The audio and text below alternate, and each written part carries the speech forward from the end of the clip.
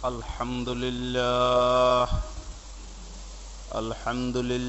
nahmaduhu wa nasta'inuhu wa nastaghfiruhu wa nu'minu bihi wa natawakkalu alayhi wa na'udzu billahi min shururi anfusina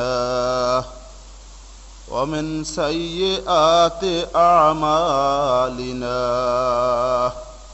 من يهده الله فلا مضل له ومن يضلله فلا هادي له ونشهد أن لا إله إلا الله وحده لا شريك له ونشهد أن محمدًا عبده ورسوله أما بعد فإن خير الحديث كتاب الله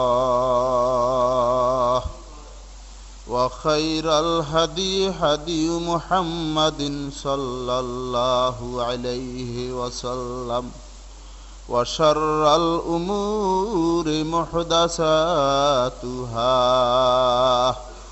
وكل محدثة بدعة وكل بدعة ضلالة وكل ضلالة في النار.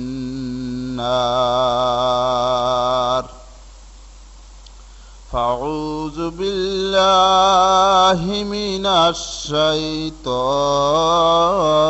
الرجيم. بسم الله الرحمن الرحيم. وما لكم ألا تنفقوا في سبيل الله ولله ميراث السماوات والأرض. সমস্ত প্রশংসা ওই মহান আল্লাহ রাব্বুল আলামিনের দরবারে, যার অশেষ মেহেরবানিতে আবহাওয়া অনুকূলে না থাকা সত্ত্বেও সেই বরিশাল থেকে সকালে রওনা দিয়ে এখানে এসে জুমার খুতবায় অংশগ্রহণ করার তৌফিক যেই মহান আল্লাহ রাব্বুল আলামিন আমাকে দিয়েছেন, আপনাদের মাঝে দিনের কথা বলার সুযোগ যেই মহান আল্লাহ রাব্বুল আলামিন দিয়েছেন, তার দরবারে শুকরিয়া আদায় করছি আলহামদুলিল্লাহ। দুরূদ ও সালাম নবী মুহাম্মদ রাসূলুল্লাহ সাল্লাল্লাহু আলাইহি ওয়াসাল্লামের উপরে, আমরা যার সুন্নাহর মাধ্যমে হককে হক এবং বাতিলকে বাতিল হিসাবে জানার, বুঝার এবং আমলের ক্ষেত্রে অবলম্বন করার সুযোগ লাভ করতে পেরেছি। আজকের আমাদের খুতবার বিষয়বস্তু হচ্ছে ইনফাক ফি সাবিলিল্লাহ, মানে আল্লাহর রাস্তায় ব্যয়। এই বিষয়টাকে যেভাবে গুরুত্ব দিয়ে আমাদের দেখা উচিত, মূলত আমরা এই বিষয়টাকে সেভাবে গুরুত্ব দিয়ে শতকরা 95% মুসল্লি দেখতে পারিনি। অথচ এই ইনফাক ফি সাবিলিল্লাহ, আল্লাহর রাস্তায় ব্যয়টাকে যদি আমরা মূল্যায়ন না করি, গুরুত্ব না দেই, তাহলে আমাদের কেবলমাত্র নামাজ, কেবলমাত্র রোজা, কেবলমাত্র আনুষঙ্গিক ইবাদত বন্দিগি পরকালে আমাদের মুক্তি দিতে পারবে না। এই একটা কারণে আমরা আল্লাহর কাছে আটকে যাব, আল্লাহর কাছে আমরা ধরা খাব। যেহেতু এই বিষয়টার নির্দেশ কোরআনে তেমনিভাবে আসছে যেমনিভাবে মহান আল্লাহ রাব্বুল আলামিনের নামাজের প্রতি নির্দেশ দিয়েছেন। সুতরাং নামাজ যেমন ফরজ, আল্লাহর পথে ব্যয় করাটা ঠিক তেমনই ফরজ। এটাকে কোনো ক্রমেই মানে আলাদাভাবে যে ওই নামাজ পড়লাম, রোজা রাখলাম, সম্পদও ব্যয় করার কোনো প্রয়োজন নাই, এভাবে ভাবার কোনো অবস্থাই নাই। সমস্ত সাহাবীদের জীবনী যদি দেখি, নবী মুহাম্মদ রাসূলুল্লাহ সাল্লাল্লাহু আলাইহি ওয়াসাল্লামের নিজের আমলটা যদি দেখি, তাহলে সেখানে দেখা যাবে যেমন তারা জীবনকে দিয়েছেন তেমন তারা অর্থও দিয়েছেন। সুতরাং এ দুটি জিনিসই মহান আল্লাহ রাব্বুল আলামিনই আমাদেরকে দিয়েছেন, আবার তার পথে এই দুটাকে ব্যয় করার নির্দেশও মহান আল্লাহ রাব্বুল আলামিনই দিয়েছেন।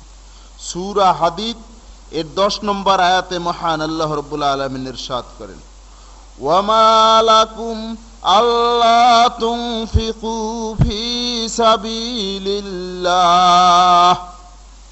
তোমাদের আল্লাহর পথে ব্যয় করার জন্য এমন কি আপত্তি থাকতে পারে? কেন তোমরা ব্যয় করো না আল্লাহর পথে?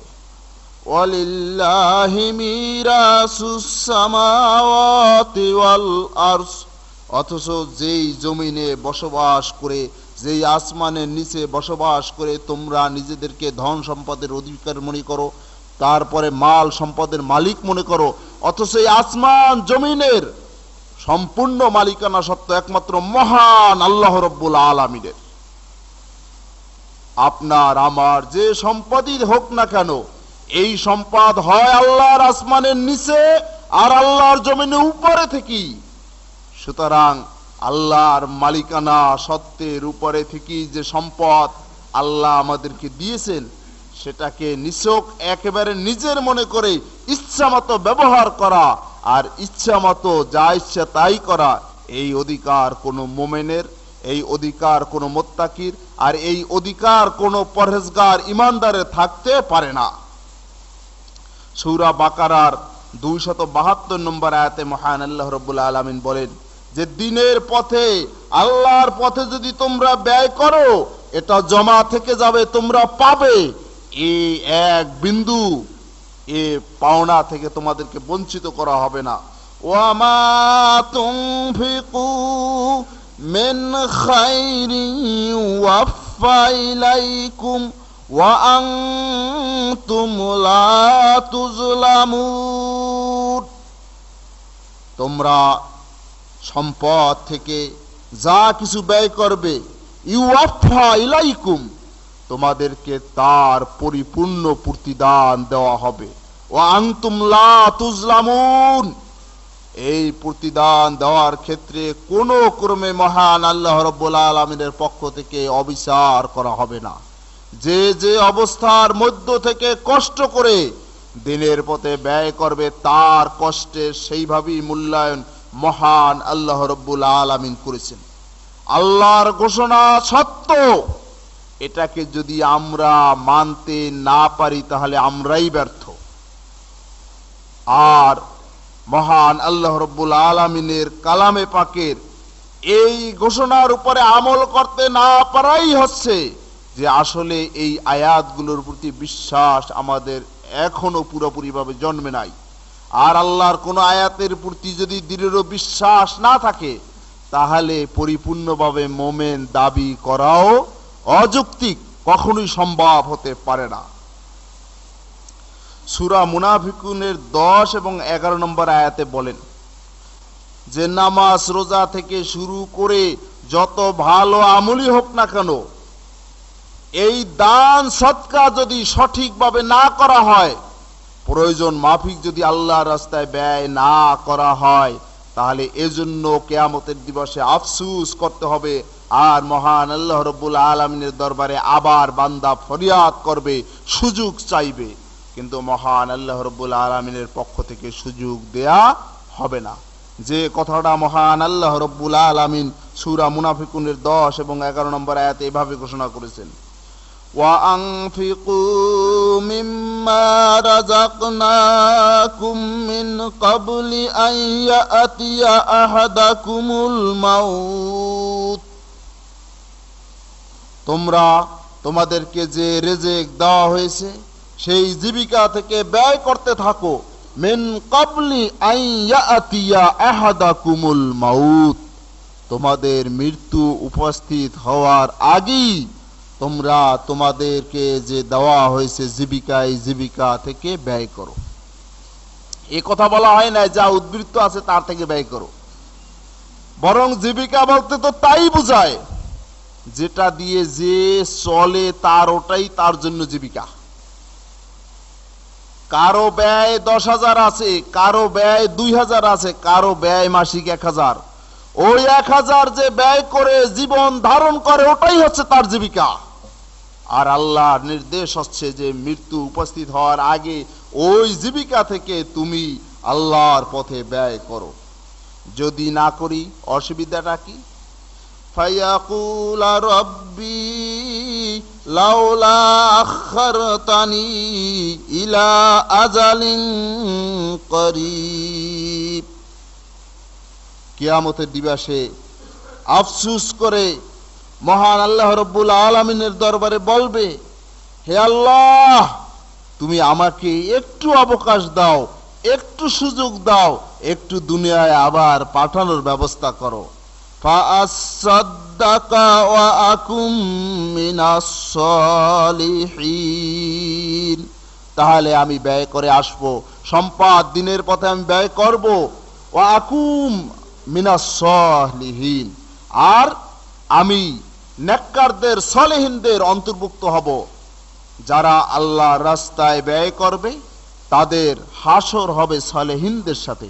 সুতরাং এই ব্যয় না করার কারণে যখন সালেহিনদের সাথে সৎকর্মশীলদের সাথে হাসর হবে না, তখন আল্লাহর কাছে বলবেন যে আমাকে সুযোগ দেওয়া হোক, তাহলে আমি সৎকর্মশীলদের সালেহিনদের অন্তর্ভুক্ত হয়ে আসব, আমি ব্যয় করে আসব, দান করে আসব। কিন্তু সুযোগ কি তিনি পাবেন? আল্লাহ বলেন যে না, কখনো এই সুযোগ মরার পর আর দেওয়া হবে না। ওয়ালাই ইউআখিরাল্লাহু নাফসান ইযা জাআ আজালুহা। কোন ব্যক্তির যখন মৃত্যুর সময় উপস্থিত হয়, মহান আল্লাহ রব্বুল আলামিনের পক্ষ থেকে আর কোনো অবকাশ তাকে দেওয়া হবে না। আল্লাহু খাবীরুম বিমা তা'মালুন। আর মানুষ যা কিছু করুক না কেন, তার অন্তরে কি রয়েছে আর প্রকাশ্যে কি রয়েছে, মানুষের অগোচরাশি কি করতেছে, সব কিছুই মহান আল্লাহ রব্বুল আলামিন জানেন।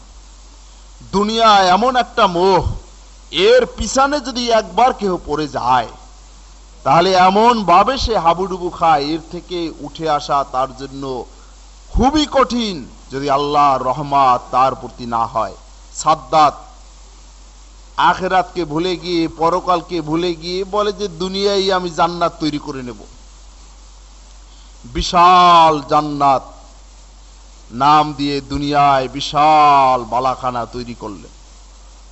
বহু বৎসর বসে, বহু পরিশ্রমিক দিয়ে, মিস্ত্রি দিয়ে, এরপরে সুন্দরভাবে তৈরি করার পরে একটু দেখার কিন্তু সুযোগ তার হয় নাই।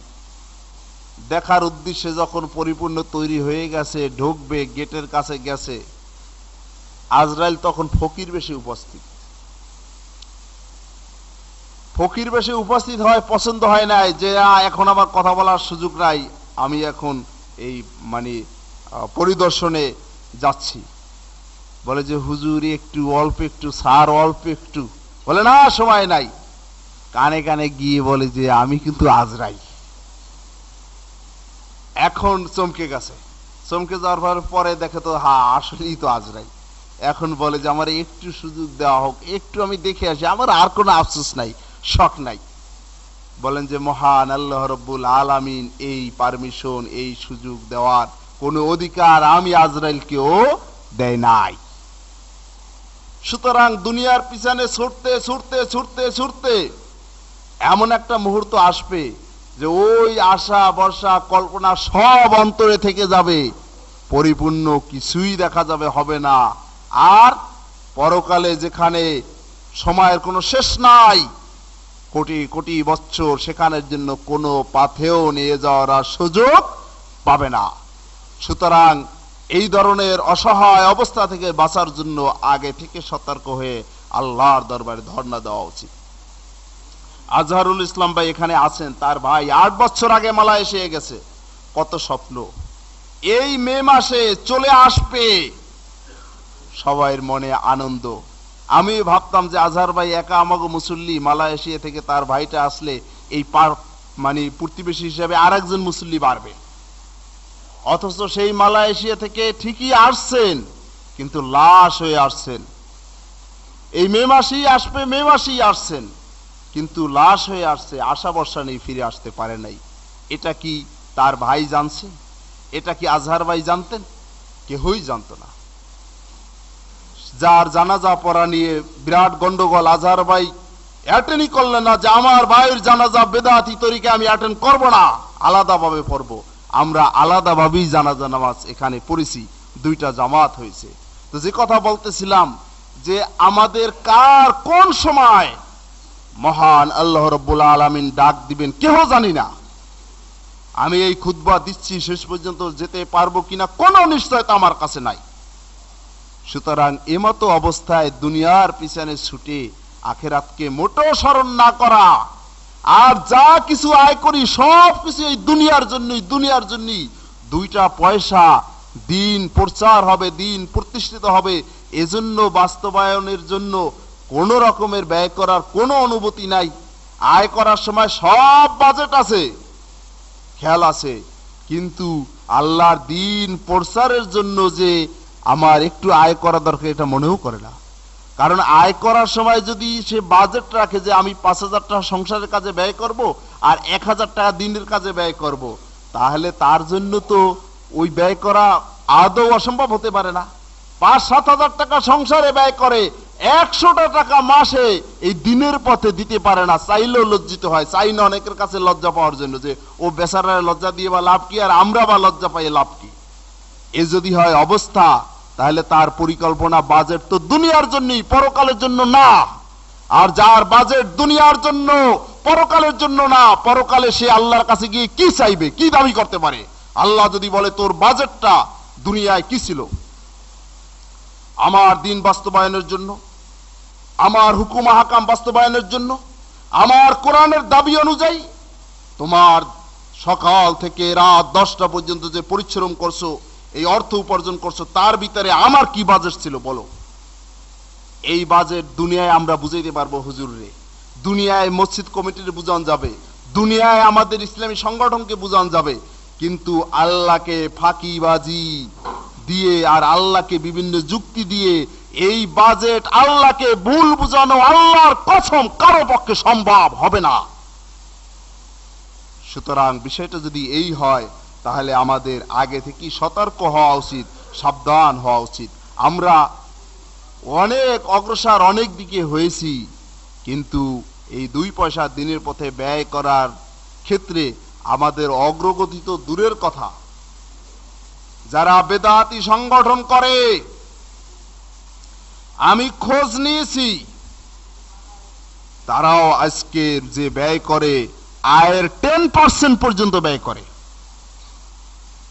চিন্তা করা যায় না। অথচ তারা এই ব্যয়ের দিকে বাধ্যতামূলক করেছে এই 3-4 বছর হয়।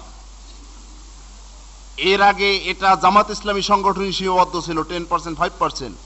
অথচ 3-4 বছর তারা বাধ্যতামূলক করার পরে স্পষ্ট বলে দিয়েছে, যারা মানবে না তারা আমার মুরিদ না, ওরা খবিস। তারা আজকের 5%, 10% আয়ের দিতে কোনো অসুবিধা না দিচ্ছে, আর আগাই যাচ্ছে। তাদের টাকা পয়সা মাইরে খাওয়ার মতো কর্মীদের কোনো লোভ লালসাই নাই, নিঃস্বার্থভাবে দিয়ে হিসাব নিকাশও নিচ্ছে না।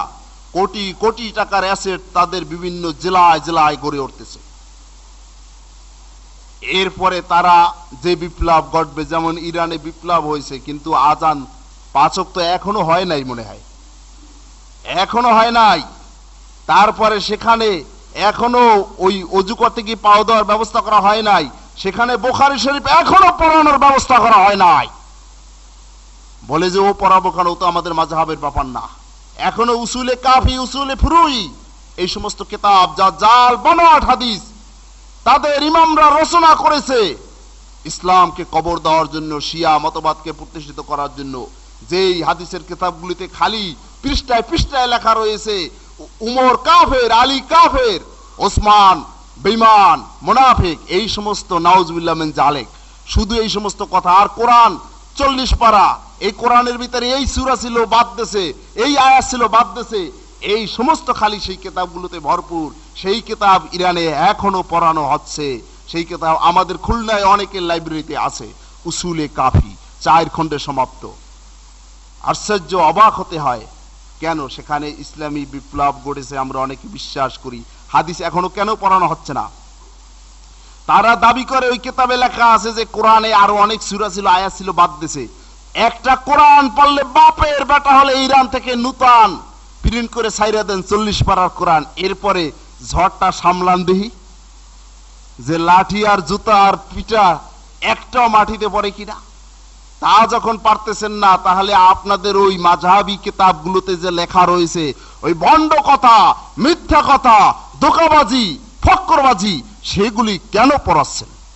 সুতরাং আমাদের দেশেও যদি আল্লাহ নারাজ হয়ে যান যে যারা হকের দাবি করে, কোরআন হাদিসের প্রচারের দাবি করে, আমরা অনুসারী দাবি করে, এই নালায়েকগুলি মোটে কাজই করে না, এরপরে যদি আল্লাহ পাক এমন কোন একটা কওমকে ক্ষমতায় দেন যে ঠিক আছে একটু মজাটা বুঝো, এরপরে যদি হাদিসের কিতাবগুলি পড়ানো যেটু আছে এটু বন্ধ করে দেয়, তারপরে যদি বলে যে যে এই সুফিবাদে বিশ্বাস না করবে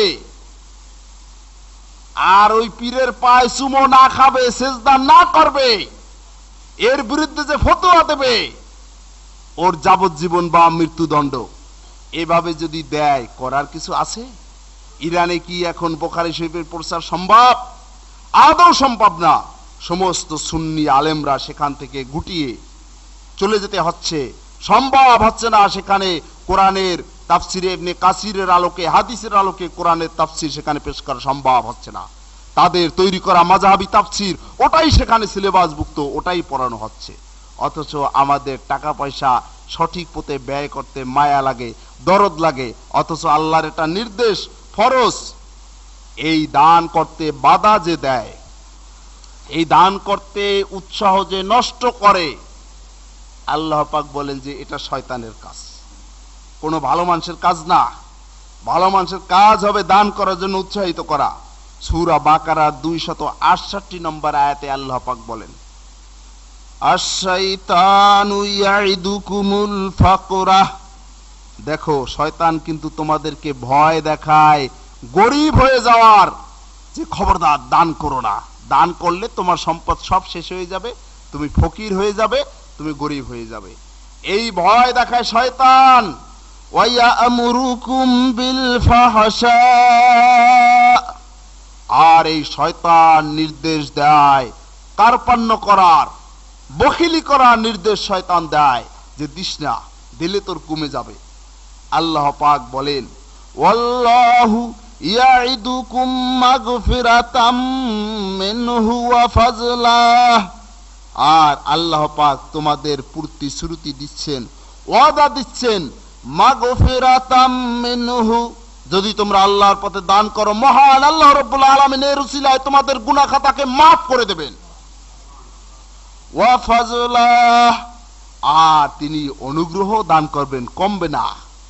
আল্লাহ পাক বালা মুসিবত কম দেবেন, বরকত দিবেন, আরো আয়ের হালাল পথে ব্যবস্থা করে দেবেন, যার মাধ্যমে দেখা যাবে যে দুনিয়ায় একজন মুমিন হিসাবে বেঁচে থাকার জন্য যা প্রয়োজন, আল্লাহ পাক সেই ঈমান বাঁচানোর জন্য যা প্রয়োজন সেটা দিয়ে দেবেন। আর কোটি কোটি টাকা হলো, কিন্তু ঈমান হারাইয়া বেঈমান কাফের হয়ে মরে গেল।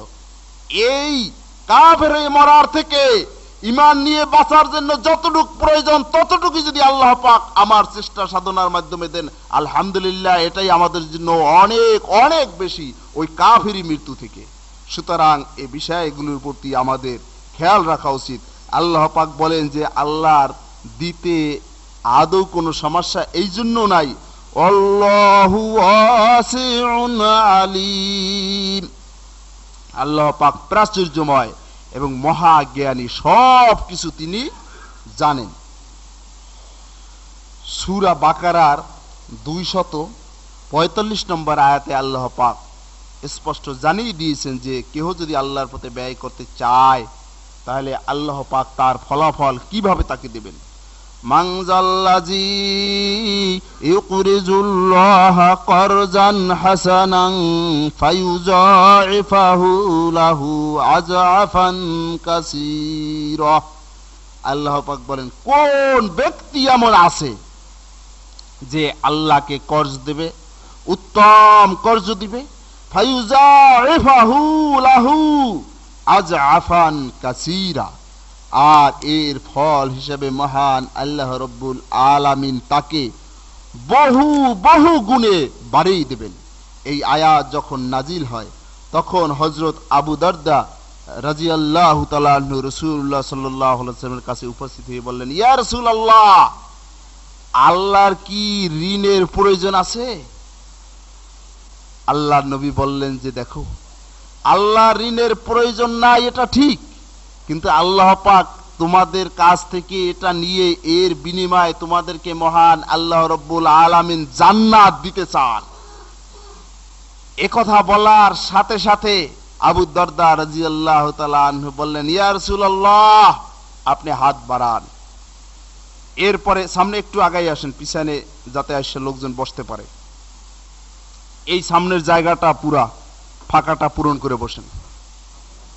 হযরত আবু দারদা রাদিয়াল্লাহু তাআলা আনহু তিনি আল্লাহ নবীকে বললেন, ইয়া রাসূলুল্লাহ, আপনি হাত বাড়ান। আল্লাহ নবী হাত বাড়াইলেন। আল্লাহ নবীর হাতে হাত দিয়ে বললেন, আমার দুটি বিখ্যাত খেজুরের বাগান, আমি দুটি বাগানি আল্লাহকে ঋণ দিয়ে দিলাম, আমি দুটি বাগানি আল্লাহকে কর্জ দিয়ে দিলাম। হযরত নবী মুহাম্মদ রাসূলুল্লাহ সাল্লাল্লাহু আলাইহি ওয়াসাল্লাম আবু দারদাকে বললেন, আবু দারদা, তুমি একটি বাগান আল্লাহর রাস্তায় ওয়াকফ করে দাও, আর একটি বাগান তোমার সংসার পরিচালনার জন্য তুমি রেখে দাও। হযরত আবু দারদা রাদিয়াল্লাহু তাআলা আনহু রাসূলের পরামর্শ মাফিক, সুন্নাহ মাফিক বললেন, ইয়া রাসূলুল্লাহ, আমার দুটি বাগানের ভিতরে সবথেকে শ্রেষ্ঠতম যে বাগান, 600 খেজুর গাছ যা এখন বর্তমানে ফল দিচ্ছে, এই বাগানটি আপনাকে সাক্ষী রেখে আমি আল্লাহর রাস্তায় ওয়াকফ করে দিলাম। সুবহানাল্লাহ। 600 খেজুর গাছ বিশিষ্ট বাগান, বর্তমানে লক্ষ লক্ষ টাকার সম্পদ। তিনি এভাবে দেওয়ার পরে তার স্ত্রীকে গিয়ে বললেন, আর কোরআনের আয়াতও বললেন। শোনার পরে তার স্ত্রী সন্তুষ্ট হলেন। আল্লাহ নবী সাহাবীদেরকে সম্বোধন করে বলেন যে, তোমরা শুনে নাও, জেনে রাখো, এই আবু দারদা রাদিয়াল্লাহু তাআলা আনহুর জন্য মহান আল্লাহ রাব্বুল আলামিন জান্নাতে বহু অট্টালিকা বিশিষ্ট, বহু ফলের বাগান বিশিষ্ট জান্নাত তৈরি করে রাখছেন। সুবহানাল্লাহ। আর আজকে আমরা মনে করি আল্লাহর রাস্তায় দিলে আর আমাদের কিছু থাকবে না, সব শেষ হয়ে যাবে। এই সব কিছু ধরে রাখতে রাখতে রাখতে রাখতে হঠাৎ করে যখন চক্ষুটা বুঝে যাবে, তখন আপনার আমার এই সম্পত্তি আপনার আমার কোন কাজে লাগবে? কোনো কাজেই তো লাগবে না। তিরমিজি শরীফ বাংলা ইসলামিক ফাউন্ডেশনের অনুবাদ, ৩য় খণ্ড ৩৮ নম্বর পৃষ্ঠা, হাদিস নম্বর ৬৫৮। এখানে হযরত আবু হুরায়রা রাদিয়াল্লাহু তাআলা আনহু থেকে বর্ণিত, আল্লাহর নবী বলেন, ওয়াইন কানাত তামরাতান তারবু ফি কাফির রহমান হাত্তা তাকুনা আযামা মিনাল জাবাল। আল্লাহর নবী ইরশাদ করেন, কোন ব্যক্তি যদি একটি খেজুরের দানাও আল্লাহর রাস্তায় ব্যয় করে, তা মহান আল্লাহ রাব্বুল আলামিনের হাতের তালুতে বাড়তে থাকে, বৃদ্ধি পেতে থাকে, বৃদ্ধি পেতে পেতে হাত্তা তাকুনা আযামা মিনাল জাবাল, কিয়ামতের দিবসে বিশাল পর্বতের থেকেও বেশি গুণ করে মহান আল্লাহ রাব্বুল আলামিন একটা খেজুরের দানার বিনিময়ে তার বান্দাকে আল্লাহ পাক দান করবেন সওয়াব। সুবহানাল্লাহ। এভাবে দান করলে সেই দান বৃদ্ধি পেতেই থাকে, সেটা কমে না। যেটা দান করা হয় ওটা নিজেদের জন্যই রয়ে যায়, নিজেদের জন্যই থেকে যায়, ওটা মূলত কমে যায় না। সূরা আল ইমরানের 133 এবং 134 নম্বর আয়াতে আল্লাহ পাক মুমিনদেরকে লক্ষ্য করে বলেন, ওয়াসারিউ ইলা মাগফিরাতিম মির রাব্বিকুম ওয়া জান্নাতিন আরজুহাস সামাওয়াতু ওয়াল আরজ। হে ঈমানদারগণ, তোমরা তোমাদের রবের ক্ষমার দিকে এবং জান্নাতের দিকে ধাবিত হও, দ্রুত বেগে অগ্রসর হও। আরজুহা সামাওয়াতু ওয়াল আরশ, যেই জান্নাত আসমান এবং জমিন সমতুল্য। আল্লাহর বান্দাকে যে জান্নাত আল্লাহ পাক দিবেন একজনকে, ওর মানে পরিধি হচ্ছে আসমান এবং জমিন সমতুল্য। সুবহানাল্লাহ। আল্লাহর ক্ষমার দিকে ধাবিত হতে বলেছেন আর জান্নাতের দিকে। এ দুটার উদ্দেশ্যই হচ্ছে যে তোমরা দানের মাধ্যমে আল্লাহর ক্ষমার দিকে আর জান্নাতের দিকে তোমরা ধাবিত হও, যার প্রমাণ পরের আয়াতে আল্লাহ পাক স্পষ্ট করে দিয়েছেন। এখন এই জান্নাত পেতে হলে কি করতে হবে? আল্লাহ পাক বলেন, উইদ্দাত লিল মুত্তাকিন, এই জান্নাত পেতে হলে তোমাদেরকে মুত্তাকি হতে হবে। কারণ এই জান্নাত তৈরি করা হয়েছে মুত্তাকিদের জন্য। যারা মুত্তাকি না, তারা কখনোই জান্নাতে যেতে পারবে না। যাদের ঘুম আসতেছে, আসতে একটু নাড়া দিয়ে দেবেন পাশে, যাতে ঘুমাতে না পারে, খোসা দিয়ে দেবেন। কারণ এই কোরআন হাদিসের এই কথাগুলি আজকের হচ্ছে হয়তো 1 বছরে আর দান সম্পর্কে কোনো আলোচনা নাই হতে পারে। আর এই দিন যদি ঘুমালো, তাহলে যে বদ অভ্যাস আমাদের রয়ে গেল ওটা থেকেই গেল। আর যেহেতু পড়াশোনার সুযোগ সবাই পায় না, আমি দেখছি যারা দাওয়াতি কাজ বেশি করে, লেখাপড়া বেশি করে, পয়সা তারাই দিনের পথে বেশি দেয়। আর যে দাওয়াতি কাজ পড়ে না, লেখাপড়ার সুযোগ পায় না, কোরআন হাদিস হাতে ধরে না, ওদের একটা পয়সা বাইর করতে জান বেরোয় যায়। আর গান বাজনা সহ বিভিন্ন দুনিয়ার আমোদ ফুর্তিতে হাজার হাজার টাকা ব্যয় করতে পারে, তখন মনে কষ্ট হয় না। কিন্তু একটা পয়সা যদি ইসলামের পথে দেয় তাহলে খুব কষ্ট মনে হয়।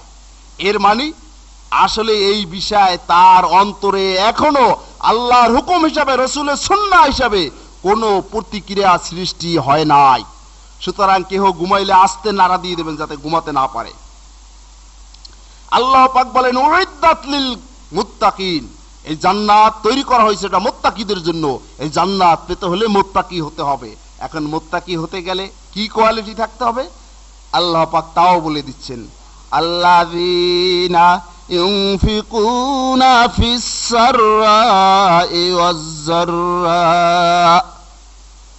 মুত্তাকি তারাই যারা আল্লাহর পথে ব্যয় করে, ফিস সাররাই, সচ্ছল অবস্থা থাকা সত্ত্বেও, ওয়াজ যাররাই, আর যদি সে অত্যন্ত দুর্বিষহ অবস্থায় থাকে, অর্থনৈতিক চরম সংকট, এই সংকটের মুহূর্তেও যারা আল্লাহর রাস্তায় ব্যয় করে, মুত্তাকি তারাই। তাহলে আমরা বলি যে আমি দিব কেমনে, আমার তো মোটে সম্ভব না, চলেই না। আপনি মোটে চলে না, আমার মোটে চলে না, আমি আপনি বেঁচে আসি না। কিভাবে বেঁচে আসি? এই বেঁচে থাকার জন্য কি আপনার আমার মোটো ব্যয় নাই? এই বেঁচে থাকার জন্য যদি আপনার আমার মাসে 2000 টাকা ব্যয় হতে পারে, তাহলে 100টা টাকা ব্যয় আল্লাহর দিন প্রচারের জন্য, দিন প্রতিষ্ঠার জন্য হতে পারে না? এই হিসাব দুনিয়ায় মানুষকে বুঝানো যেতে পারে, কিন্তু মহান আল্লাহ রাব্বুল আলামিনকে এই হিসাব বুঝানো সম্ভব হবে না। এই জন্য আল্লাহ পাক বলেন যে যারা অত্যন্ত সচ্ছল অবস্থায় আল্লাহর পথে দান করে, ব্যয় করে, ওরাই হচ্ছে মুত্তাকি। যার অসচ্ছল অবস্থা তিনি দান সেভাবে করবেন, আর যার অনেক সম্পদ আছে তিনি 10,000 দিবেন, আর যে মোটে খেতে পারে না, চলতে পারে না, তিনি 100 টাকা দেবেন। আল্লাহ পাক ওই 100 টাকার বিনিময়ে 10,000 টাকার যে সওয়াব, এটা আল্লাহ দিতে পারেন না? অসুবিধা আছে? এক ব্যক্তি যদি 10,000 টাকা দিতে গিয়ে তার অন্তরে কোনো ব্যথাই লাগলো না, কষ্টই লাগলো না, কারণ টাকার কোনো অভাব নাই। আর একজনা 10টা টাকা দিতে গিয়ে তার এত কষ্ট করতে হয়েছে যে যেই কষ্ট ওই 10,000 টাকা দিয়েছেন তার মোটেই করতে হয় নাই। তাহলে আল্লাহ পাক এই কষ্টের বিনিময়ে 10 টাকায় 10,000 টাকার যদি পরিশ্রমিক দেন, সওয়াব দেন, তাহলে আল্লাহর কোনো জায়গায় দিয়ে কমতি আছে নাকি? ঘাটতি ঘটবে নাকি? সুতরাং এই জন্যই তো আল্লাহ পাক বলছেন যে তোমাদের প্রতি কোন রূপ অবিচার করা এই ব্যাপারে হবে না, তোমাদের ন্যায্য মূল্যই দেওয়া হবে। আর যারা মুত্তাকি, ওয়াল কাযিমিনাল গাইজা, তাদের রাগ সংবরণ করতে হবে। কথায় কথায় দেখা যায় যে এক মসজিদে নামাজ পড়ি একসাথে, একটু মনের সাথে মিলছে না, আর হট্টগোল বাঁধাইয়ে দেখা গেল যে মসজিদ ফাইটা যাচ্ছে রাগারাগিতে। তারপরে দেখা যাচ্ছে যে রাগারাগিতে আর সালাম কালামি নাই, সবকিছু বন্ধ। অথচ দেখলে দেখা যাবে যে ওই রাগারাগিটা কোনো দুনিয়াদারি ব্যাপারই না, ওই নিজেদের একটু খুঁটিনাটি বিষয় নিয়ে লাগছে, আর একেবারে সালাম কালাম সবকিছু বন্ধ। এই যে রাগারাগি দুনিয়ার জন্য, এই ধরনের কোন রাগারাগি রাখা যাবে না। এই রাগকে যারা হজম করতে পারে তারাই মুত্তাকি, আর যারা হজম করতে পারে না সমাজে বিশৃঙ্খলা সৃষ্টি করে, সংগঠনে বিশৃঙ্খলা সৃষ্টি করে, এরপরে জামাতের ভিতরে বিশৃঙ্খলা সৃষ্টি করে, এই রাগারাগির ফল হিসাবে এই রাগারাগি কিন্তু মুত্তাকির কোয়ালিটি না, মুত্তাকির গুণাগুণ না। ওয়ালা আফিনা আনিন নাস, আল্লাহ পাক বলেন যে মানুষ তো ভুলের ঊর্ধ্বে হবে না, ভুল একটা পাইলে ধরে এমন ভাবে কসলাবে আর সর্বনাশ, যে মনে করেন আর এলাকার কেউ জানতে বাকি থাকবে না যে এই লোকটা এই অপরাধ করেছে। এই ধরনের কসলা কসলি করা আর ভুল ভ্রান্তি নিয়ে এইভাবে চিল্লা পাল্লা করা, হট্টগোল করা, এটা মুত্তাকির বৈশিষ্ট্য না। আল্লাহ পাক বলেন ওয়ালা আফিনা আনিন নাস, মানুষের ভুল ত্রুটি যে ক্ষমা করতে পারে, সহজেই মেনে নিতে পারে, এটাই হচ্ছে মুত্তাকির বৈশিষ্ট্য। আল্লাহু ইউহিব্বুল মুহসিনিন, আল্লাহ পাক বলেন যে যারা এই সুখে দুঃখে সব অবস্থায় দান করবে, আর রাগকে হজম করতে পারবে, আর মানুষকে ক্ষমার দৃষ্টিতে দেখতে পারবে, এরাই হচ্ছে মুহসিন, এরাই হচ্ছে নেককার, এরাই হচ্ছে সৎকর্মশীল, এরাই হচ্ছে ভালো লোক। আল্লাহু ইউহিব্বুল মুহসিনিন, আর আল্লাহ পাক এই ধরনের ভালো লোকদেরকে পছন্দ করেন, ভালোবাসেন।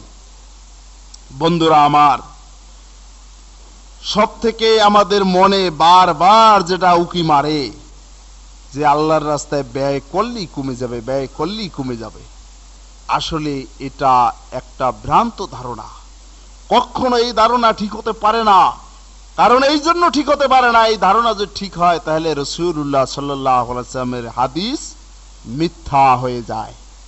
আর হাদিস যদি সঠিকই হয় তাহলে আমাদের যাদের ধারণা দান করলেই কমে যাবে আর আমি বিপদগ্রস্ত হব, আমি শেষ হয়ে যাব, নিঃস্ব হয়ে যাব, এই ধারণাটাই হচ্ছে আমাদের ভুল, বেঠিক, মিথ্যা।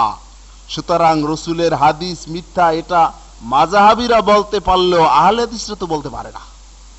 রসুলের হাদিস সঠিক।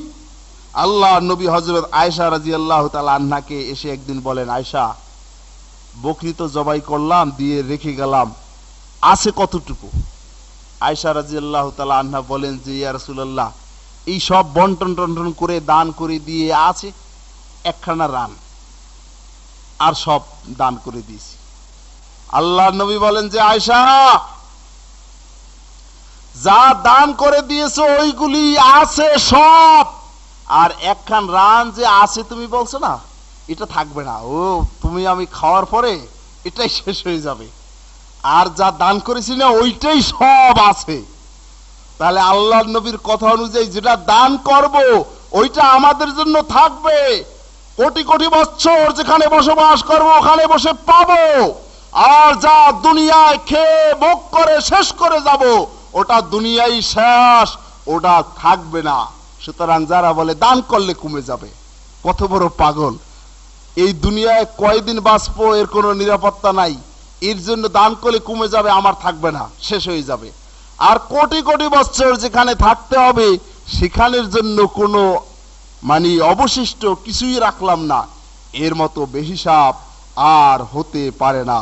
হযরত আবু হুরায়রা রাদিয়াল্লাহু তাআলা আনহু থেকে বর্ণিত হাদিসটি আপনারা বুখারী শরীফ বাংলা ৩য় খণ্ড 22 নম্বর পৃষ্ঠা ইসলামিক ফাউন্ডেশনের অনুবাদ 1333 নম্বর হাদিসে পাবেন। হযরত আবু হুরায়রা রাদিয়াল্লাহু তাআলা আনহু বলেন, আল্লাহ নবী বলেন, অপাত্রেও যদি দান করা হয় এই দান বিফলে যাবে না, সেই দান সে ব্যক্তি কিয়ামতের দিবসে পেয়ে যাবে। এর উপমা দিতে গিয়ে আল্লাহ নবী বলেন, পূর্ববর্তী নবীদের উম্মতের ভিতরে একজন দান করার উদ্দেশ্যে কেহ না জানুক গোপনে দান করবে, রাত্রে বের হলেন দানের উদ্দেশ্যে বিরাট অ্যামাউন্ট নিয়ে। দান করার উদ্দেশ্যে একজনকে দিলেন, তিনিও খুব খুশি হয়ে নিলেন। পরের দিন সকালবেলা সমস্ত এলাকায় লোকেরা বলা বলি করতে লাগলো যে লোকটা দান করলো বিরাট অ্যামাউন্ট, কিন্তু এমন একটা লোক পাইলো যে লোকটা তো ভালো না, সে লোকটা চোর। চোরে এইরকম বিরাট অ্যামাউন্ট দিয়ে আরো বিশাল ধনী বানাই দিল, কি লাভ হলো?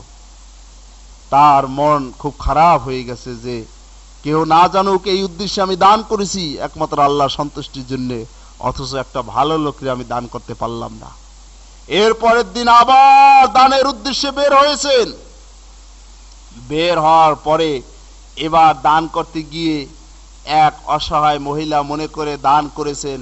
পরের দিন সকালে আরো চতুর্দিকে গুজব ছড়িয়ে পড়ছে যে দেখো একজন বেবিচারিণীকে কত বড় সম্পদশীল করে দিল, যে লোকটা কত নিকৃষ্ট বেবিচারী, এই লোকটাকে দান করলো, এই দানের কি মহত্ব হতে পারে? তখন মনে আরো ব্যথা। এরপরেও পরের দিন আবার দান করার নিয়াত উদ্দেশ্য করে বের হলো। এইবার দান করতে গিয়ে একজনে এগিয়ে এসে নিল আর দিল, যারে দিল অরিজিনালি পরে জানাজানি হলো যে ওই লোকটা এই লোকটার কাছ থেকে এই সম্পদ গ্রহণ করেছে, অথচ ওই লোকটার তো সম্পদের কোনো অভাব নাই, ধনী লোক। তো এইভাবে ওই লোকটা কিভাবে এই সম্পদ চাইয়ে তার কাছ থেকে আনলো, আর সে বা কিভাবে এই লোকটারে দিল? এত বড় ধনী লোকটারে আরো এত সম্পদ দেওয়ার কি অর্থ আছে? অথচ অনেক লোক তো গরিব, তারা তো পেল না। এই অবস্থা শোনার পরে যে দান করে তার মনটা কি ভালো লাগে নাকি? খারাপ তো লাগার কথাই। আল্লাহ নবী বলেন, মহান আল্লাহ রাব্বুল আলামিনের দরবারে দান কবুল হয়ে গেছে। আল্লাহর পক্ষ থেকে স্বপ্নের মাধ্যমে ব্যক্তিকে সান্ত্বনা দেওয়া হচ্ছে, তুমি প্রথম দিনে যে চোরকে দান করেছো ওই দানের বিনিময়ে ওই চোর আর চুরি করবে না। সুতরাং এই দান আল্লাহর দরবারে কবুল হয়ে গেছে। যেই ব্যভিচারিণীকে তুমি দান করেছো এর বিনিময়ে ওই ব্যভিচারিণী আর অর্থ উপার্জনের জন্য ব্যভিচার করবে না। সুতরাং একটা মহৎ কাজের জন্য তোমার দান গৃহীত হয়েছে। আর যে ধনী লোকটায় তোমার দান গ্রহণ করেছে ওই নির্লজ্জ বেহায়া, ওর জেনে নেওয়া উচিত, বুঝে নেওয়া উচিত যে আমার সম্পদ থেকে এভাবে দান আমার উপরে করা ফরজ ছিল, উচিত ছিল, অথচ আমি দান করতে পারলাম না। আর নির্লজ্জ বেহায়ার মতো আমি একজনের কাছ থেকে দান গ্রহণ করলাম, এটা তো আমার জীবনে ভালো হতে পারে না। এই লজ্জা ওর ভিতরে সৃষ্টি হোক, এই জন্য ওই ধনী লোকের হাতে তোমার দান পড়েছে।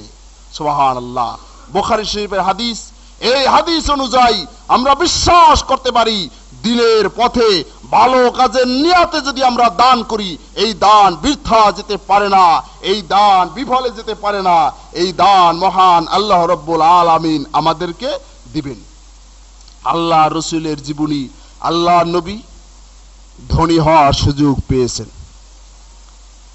সমস্ত ইতিহাস সাক্ষী হযরত খাদিজাতুল কুবরা রাদিয়াল্লাহু তাআলা আনহা আরব জাহানে একজন শ্রেষ্ঠতম ধনাঢ্য মহিলা ছিলেন। তিনি আল্লাহ নবীর সাথে যখন বিবাহ বন্ধনে আবদ্ধ হন, এরপরে আল্লাহ নবীর উপরে যখন ওহী আসে আর আল্লাহ নবীকে নবী হিসাবে খাদিজা রাদিয়াল্লাহু তাআলা আনহা যখন কবুল করলেন, ঈমান আনলেন, হযরত খাদিজা রাদিয়াল্লাহু তাআলা আনহা তার সম্পদ সব নবী মুহাম্মদ রাসূলুল্লাহ সাল্লাল্লাহু আলাইহি ওয়াসাল্লামের হাতে তুলে দিলেন। আর আল্লাহ নবী এই সম্পদ প্রয়োজন মাফিক সবই এই দিনের পথে ব্যয় করেছেন। সাহাবায়ে আজমাইন তাদের দানের কোনো ঘটনা বলার প্রয়োজনই হয় না, একটা কথা স্মরণ করাই দিলেই যথেষ্ট।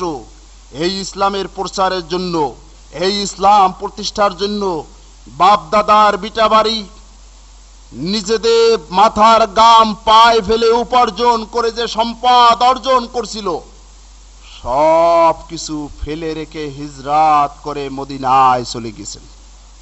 নিজের বাড়িঘর সম্পদ ছেলে মেয়ে স্ত্রী পরিবার বর্গ পর্যন্ত হিজরত করে ত্যাগ করে যারা দিনের স্বার্থে যেতে পারে এর থেকে আর কোনো বড় দান হতে পারে আমি বিশ্বাস করি না। লক্ষ লক্ষ টাকা দিলেও এই বাড়িঘর সবকিছু পরিত্যাগ করে, ছেলে সন্তান স্ত্রী পরিবার বর্গ পরিত্যাগ করে দিনের জন্য চলে যাওয়ার সমতুল্য হতে পারে না। এই ত্যাগ ও কোরবানি সাহাবায়ে আজমাইনদের আমরা জানি। হযরত আবু বকর রাদিয়াল্লাহু তাআলা আনহুর পিতা আবু কুহাফা, তিনি আবু বকর রাদিয়াল্লাহু তাআলা আনহুকে বলেন যে তুমি খালি দেখতেছি যে সম্পদ দিয়ে দিয়ে ওই কেবল অসহায় যারা দাস, এই দাসদেরকে তুমি মুক্ত করতেছো, এতে তোমার লাভটা কি? এর মানে ছিল যারা এই অসহায় দাস আল্লাহ নবীর উপর ঈমান আনছিল, এই ঈমান আনার অপরাধে কাফেরদের পক্ষ থেকে অত্যাচার করা হচ্ছিল, নির্যাতন করা হচ্ছিল। আর আবু বকর রাদিয়াল্লাহু তাআলা আনহু ডবল ডবল মূল্য দিয়ে ওই দাসদেরকে ক্রয় করে স্বাধীন করে দিয়েছেন, মুক্ত করে দিয়েছেন, আজাদ করে দিয়েছেন। তো আবু বকর রাদিয়াল্লাহু তাআলা আনহুর পিতা বলেন যে তোমার এতে লাভটা কি? তুমি যদি কাউরে মুক্তই করতে হয় তাহলে শক্ত মজবুত তোমারে উপকার করতে পারবে এই ধরনের কিছু লোককে তুমি অর্থনৈতিকভাবে হেল্প করো, তুমি দুনিয়ায় তাহলে তাদের কাছ থেকে সাহায্য সহযোগিতা পাবে। আবু বকর রাদিয়াল্লাহু তাআলা আনহু বলেন যে দুনিয়ায় কোনো সাহায্য সহযোগিতা পাওয়ার উদ্দেশ্যে আমি এই সম্পদ ব্যয় করছি না, মহান আল্লাহ রাব্বুল আলামিনের সন্তুষ্টির জন্যই আমি এই সম্পদ ব্যয় করতেছি। এই কথা বলার সাথে সাথে হযরত আবু বকর রাদিয়াল্লাহু তাআলা আনহুর শানে কোরআনের আয়াত নাজিল হয়ে গেল, আল্লাযী ইউতি মালাহু ইয়াতাজাক্কা। আল্লাহ বলেন যে ব্যক্তি তার সম্পদ ব্যয় করে নিজের পবিত্রতা অর্জনের জন্য। ওয়া মা লি আহাদিন ইনদাহু মিন নি'মাতিন তুজ্জা। আর এর বিনিময়ে কারো অনুগ্রহের তিনি কোনো আশা রাখেন না। ইল্লা বুতিগা ওয়াজহি রাব্বিহিল আলা। একমাত্র সম্পদ দান করেন, ব্যয় করেন আল্লাহ সন্তুষ্টি অর্জনের জন্যই। ওয়ালা সাউফা ইয়ারজা। এর বিনিময় হিসেবে আল্লাহ পাক শীঘ্রই অচিরেই মরার পরেই আল্লাহ পাক তাকে সন্তুষ্ট করবেন। সুবহানাল্লাহ। এই আবু বকর রাদিয়াল্লাহু তাআলা সম্পদ ব্যয় করতে করতে কোনো একটা সময় এমন আসছে, তাবুকের যুদ্ধে আল্লাহর নবী আহ্বান করলেন কে কি দেবা, অনেক অনেক কিছু দিলেন। উমর রাদিয়াল্লাহু তাআলা আনহু দিলেন, আর ওসমান রাদিয়াল্লাহু তাআলা আনহু দিলেন, হাজার হাজার সৈনিকদের মুজাহিদদের খাদ্য খাবার ইত্যাদির ব্যবস্থা করলেন। আবু বকর রাদিয়াল্লাহু তাআলা আনহু মোটামুটি যা ছিল তাই নিয়ে এসে উপস্থিত হলেন। আর তার গায়ে শীতের সিজন, চিরাখানা কম্বল গায়ে দিয়ে কোন রকম বসে আছেন, মুখ মলিন। আল্লাহর নবী কে কি দিচ্ছেন সেগুলি হিসাব নিচ্ছেন। আবু বকর রাদিয়াল্লাহু তাআলা আনহু জিজ্ঞাসা করলেন, তখন বললেন যে ইয়া রাসূলুল্লাহ আমার যা ছিল তা এনে উপস্থিত করেছি, আর তা দেখলেই মনে হয় যে বাসায় আর কিছু রেখে আসে নাই। কিন্তু আবু বকর রাদিয়াল্লাহু তাআলা আনহুর মুখ মলিন এই জন্য যে যা প্রয়োজন তা আজকের আমার নাই, এই জন্য আমি দিতে পারলাম না। এই প্রয়োজন মাফিক দান করতে না পারার কারণে তার মুখ মলিন। এমতো অবস্থায় জিবরাইল আলাইহিস সালাতু ওয়াস সালাম আল্লাহ নবীর দরবারে আসলেন, এসে বললেন যে মহান আল্লাহ রাব্বুল আলামিন আবু বকরকে সালাম দিয়েছেন। আর আবু বকর যে এই চরম অবস্থায় তিনি আল্লাহর উপর সন্তুষ্ট কিনা এটা জানতে চেয়েছেন। যখন আবু বকরকে আল্লাহ নবী বললেন, হে আবু বকর তোমার এই মালকে আল্লাহ পাক এমন ভাবে কবুল করেছেন যে তিনি তোমাদেরকে সালাম দিয়েছেন, আর তুমি সন্তুষ্ট আছো কিনা?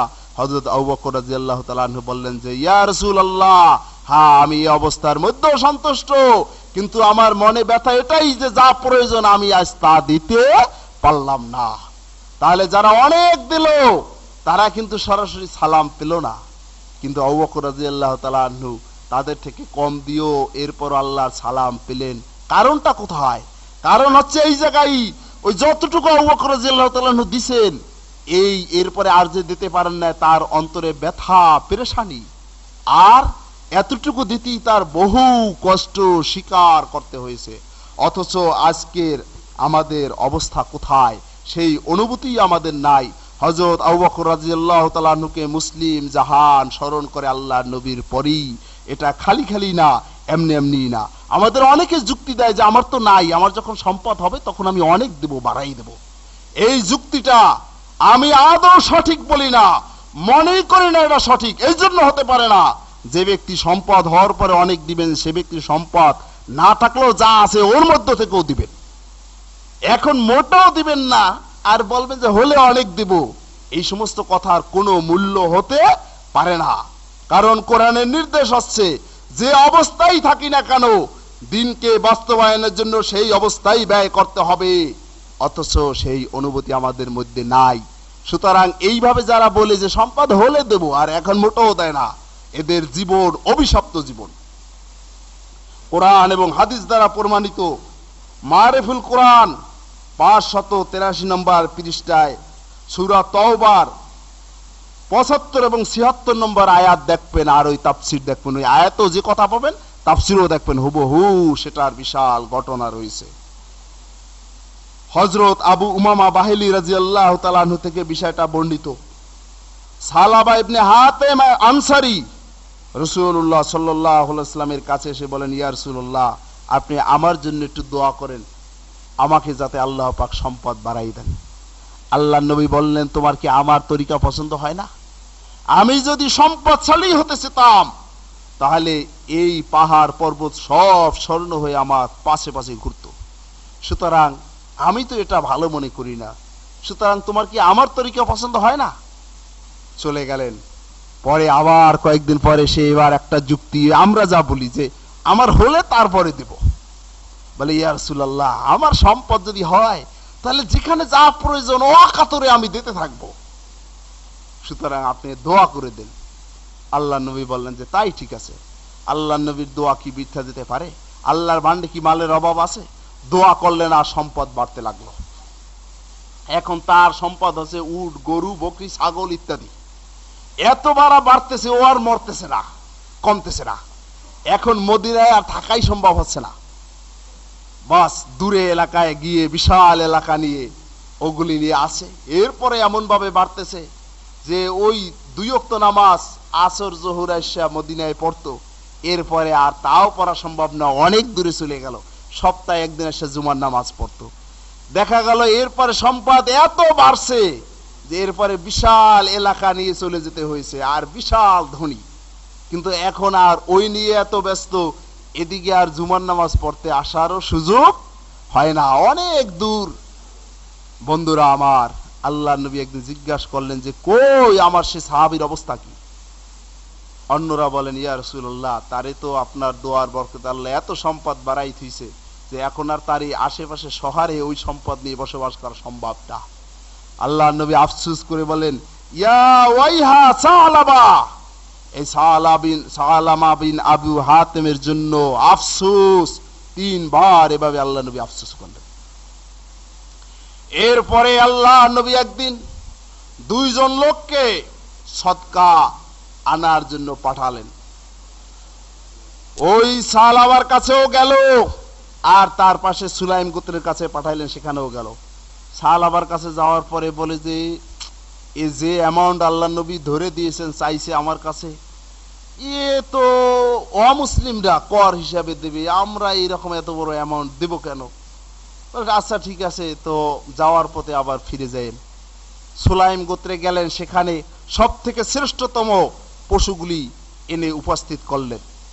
আল্লাহর 2 জন সাহাবী বান্দা বললেন যে এত ভালো উত্তম পশু আমরা নিতে পারবো না। আল্লাহ নবী এটা নেওয়ার জন্য বলেন নাই, বলছেন যে দান করতে হবে, সুতরাং এত শ্রেষ্ঠ ভালোগুলি বাইসা নেওয়ার অনুমতি আল্লাহ নবী দেন নাই।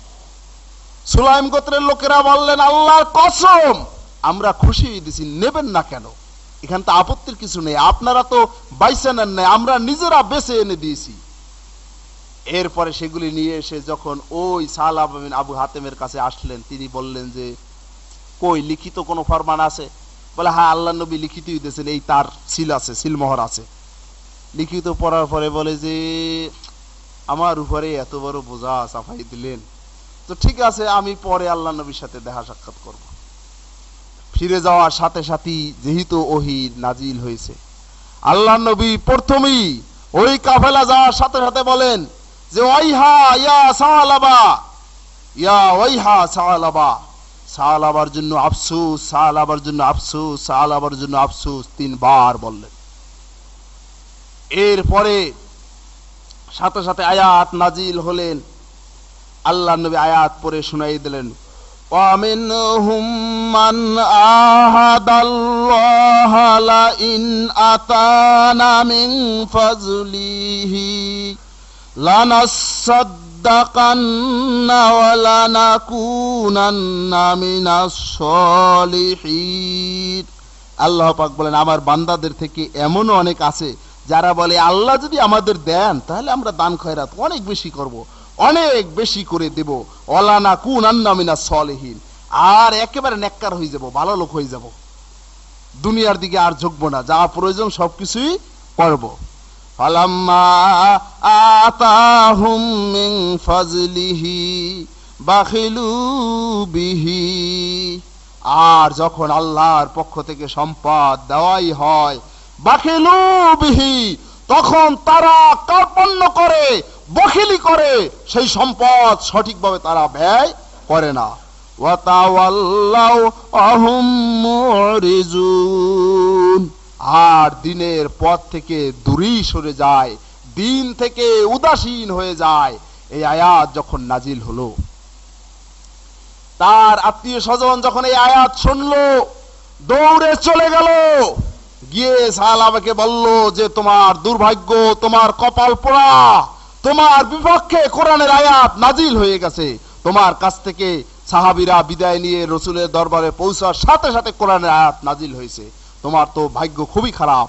একথা শোনার সাথে সাথে সদগা, মাল, সামানা অনেক কিছু নিয়ে রসুলের দরবারে চলে আসছেন। ইয়া রাসূলুল্লাহ, এই সম্পদ আমি নিয়ে আসছি, আপনি কবুল করুন।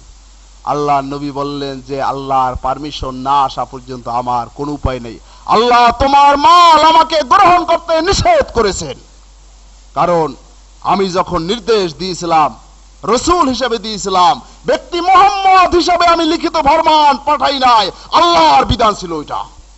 আর তুমি সেই বিধানকে উপেক্ষা করে দিলে, বললে যে না এটা আমার পক্ষে সম্ভব না, সুতরাং তোমার কপাল তো তুমিই পড়ছো, আমার কি করার আছে, আমি তোমার সদকা নিতে পারবো না। আল্লাহ নবী অল্প কিছুদিন পরে ইন্তেকাল করেন। হযরত আবু বকর খলিফা হিসেবে আসেন।